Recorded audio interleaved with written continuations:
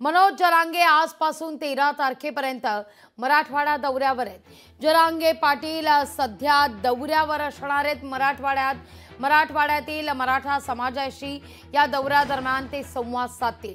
हिंगोलीतून मनोज जरांगे दौऱ्याला सुरुवात करतायत।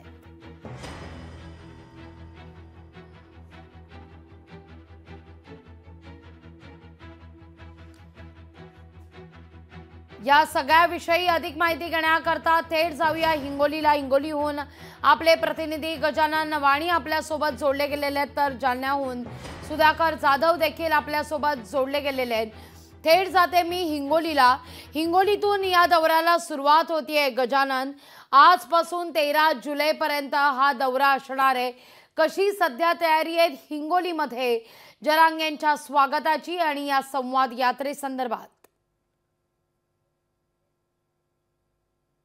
नक्कीच लाडू आपण बघितलं असेल की मनोज जरांगे पाटील आज हिंगोली जिल्हा दौऱ्यावर आहेत आणि त्यांचा संपूर्ण मराठवाडा दौरा आजपासून सुरुवात झालेला आहे। हिंगोलीमध्ये त्यांची आज संवाद रॅली असणार आहे। या संवाद रॅलीसाठी हिंगोलीमध्ये मागील 8 दिवसापासून जय्यत तयारी करण्यात आली होती। तुम्ही बघू शकता की हिंगोलीच्या या ठिकाणी शिवाजी चौकामध्ये बघू शकता की या ठिकाणी कशा प्रकारे मनोज जरांगे पाटलांच्या ज्या संवाद रॅली होणार त्या रॅलीची तयारी करण्यात आली। ठिकठिकाणी असे मोठ्या प्रकारे बॅनर्स लावण्यात आलेले आहेत आणि जवळपास संपूर्ण शहरामध्ये 200 भोंगे लावण्यात आलेले आहेत। या ठिकाणी मराठा बांधव जे आहेत ते याला सुरुवात झालेली आहे। हळूहळू मराठा बांधव जे आहेत ते लाखोंच्या संख्येने मराठा समाज बांधव जे आहेत ते या ठिकाणी येणार आहेत आणि मनोज जरांगे पाटील जे आहेत ते हिंगोलीच्या शिवाजी महाराजांच्या त्या ठिकाणी हार घालून जे आहे ते संवाद सुरुवात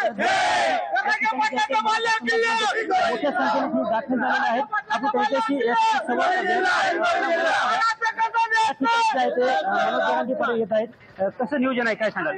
या ठिकाणी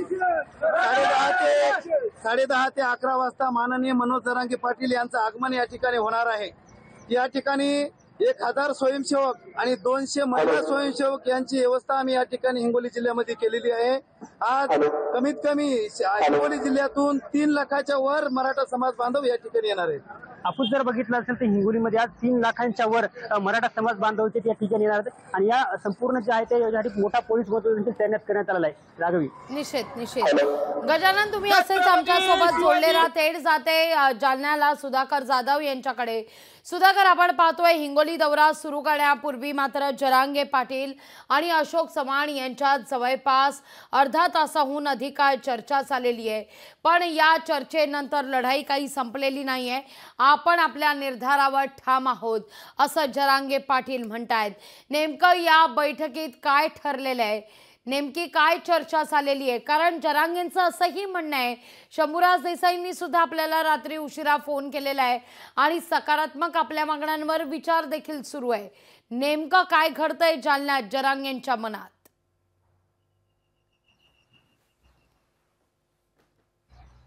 निश्चितच लागी जे आपण आताच सांगितल्याप्रमाणे आता काल रात्री उशिरा खासदार अशोकराव चव्हाण आणि खासदार संदीपान भुमरे यांनी मनोज जरांगे पाटील यांची भेट घेतली आणि जवळपास या तिघांमध्ये जवळपास 1.5 ते 2 तास चर्चा झाली आणि ही चर्चा जी आहे ती सकारात्मक झाल्याचं देखील जरांगे यांनी म्हटलं आहे। आणि या चर्चेमध्ये जे आहे ते हैदराबादचं गॅजेट लागू करण्यात यावं अशी मागणी मनोज जरांगे पाटील यांनी अशोकराव चव्हाणांकडे केली आहे आणि आंतरवाली सराटीमधील आंदोलन काळातील जे गुन्हे आहेत ते सरसगट मागे घेण्यात यावे अशी देखील मागणी मनोज जरांगे पाटील यांनी अशोकराव चव्हाणांकडे केली आहे। आणि अशोकराव चव्हाण यांनी या जरांगे पाटलांच्या मागणी संदर्भात आपण मुख्यमंत्र्यांशी बोलणार आहोत आणि आज मुख्यमंत्र्यांसोबत चर्चा करणार आहोत असे देखील अशोकराव चव्हाण म्हणाले आहेत। आणि कुठेतरी ही जी चर्चा आहे ती सकारात्मक झाल्याचं अशोकराव चव्हाण आणि जरांगे पाटील दोघांनी सांगितलेलं आहे। येणाऱ्या काळामध्ये हे जे गुन्हे आहेत ते मागे घेतं का सरकार हे देखील पाहणं महत्वाचं ठरणार आहे। आणि हैदराबादचं गॅजेट जे आहे ते या ठिकाणी मराठा समाजाला आरक्षण देण्यासाठी लागू करावं ही देखील मागणी जरांगेची आहे। ती अशोकराव चव्हाण आता त्यांची मागणी घेऊन मुख्यमंत्र्यांसोबत बोलणार आहेत असे देखील काल रात्री अशोकराव चव्हाण म्हणाले आहेत।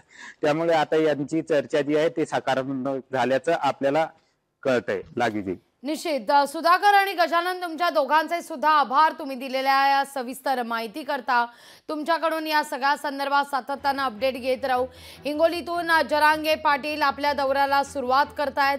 जालन्याहून जरांगेंचा ताफा आता हिंगोलीच्या दिशेनं निघालेला आहे. आजपासून 13 तारखेपर्यंत ही शांतता रॅली काढण्याचा आता जरांगे पाटील यांनी निश्चित केलेलं आहे. आणि या रॅली दरम्यान जरांगे पाटील मराठा समाजाशी संवाद साधतील. त्यांच्याशी आपल्या रणनीती संदर्भात आढावा घेतला जाईल आगामी काळातल्या 13 जुलैनंतर. कारण मराठा समाजाच्या जर मागण्या मान्य झाल्या नाहीत तर मात्र गाठ आमच्याशी, असं खरं तर जरांगे पाटील यांनी म्हणत दंड थोपटलेले आहेत. 13 जुलैपर्यंतचा सरकारला अल्टिमेटम दिलेला आहे आणि सरकार आपल्या मागण्यांवर सकारात्मक असल्याचं देखील आता जरांगे म्हणू लागलेले आहेत. त्यामुळे 13 जुलैनंतर जरांगे पाटील काय भूमिका घेतात याकडे सगळ्यांच्याच नजरा असतील.